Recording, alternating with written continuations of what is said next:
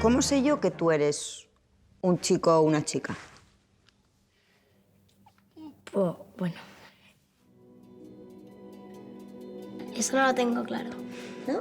Quan vam contactar amb el Nacho i després, posteriorment, amb la Francesca, que és la exdona del Nacho, tots dos de seguida van dir que sí, perquè quan ells es van trobar que notaven que el seu fill hi havia alguna cosa que no estava correcte en el sentit de que ell no estava a gust, perquè tenia problemes d'ansietat i un comportament que no acabaven d'entendre, no van trobar informació enlloc.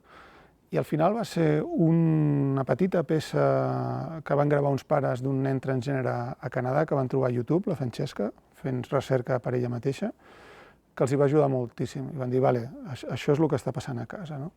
Llavors, ens van dir que sí de seguida, quan els van proposar fer el documental, perquè ells voldien que pares com ells en la mateixa situació, si en aquest documental ho veien, els hi ajudés per posar-los en la pista del que està succeint amb els nens transgènere que no s'havia parlat. ¿Qué color te gusta, el rosa o el azul? El rosa. ¿Y tú qué eres, un niño o una niña? La primera idea era que fos la protagonista la Violeta.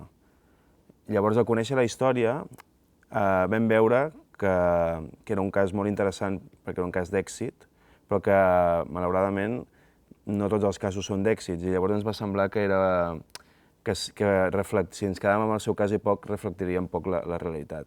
Llavors vam obrir la mirada i vam anar a buscar més personatges.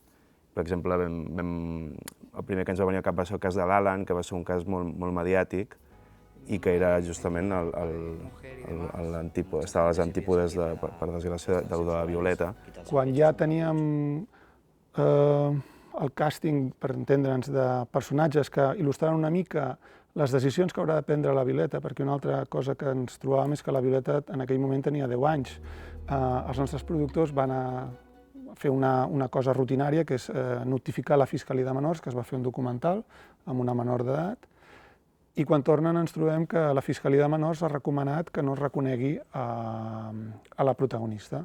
Vam tenir una crisi, sobretot el Marc, a nivell de guió, de sobte pren un gir molt interessant, jo em dedicava al guió, però a nivell de realització, que el Marc de sobte es troba amb el repte de com filmar amb una protagonista que no se li ha de reconèixer la cara, ¿no? Cuando llevaba ropa de niño me sentía diferente, me sentía otra persona. Que sea gay no pasa nada, pero ojalá que no sea transexual. Pero más que nada por la poca información o la mala información que nosotros teníamos de lo que es una persona transexual, ¿no? A mí no me puede decir un señor que no conoce a mi hija, que no conoce a mi familia, que no conoce la situación, que yo no le puedo llamar a mi hija Violeta. Todas las decisiones que tú tomes o que tú quieras seran porque tú lo quieres. Estem molt contents d'estar al cicle Gaudí, perquè fa arribar al cine català a moltes poblacions, per exemple, pel·lícules petites com la nostra no arribaria, perquè aquí només s'ha pogut veure a Barcelona, per exemple, i jo particularment estic molt content perquè es veurà al meu poble, que és Manlleu, i espero estar allà per poder presentar la pel·li.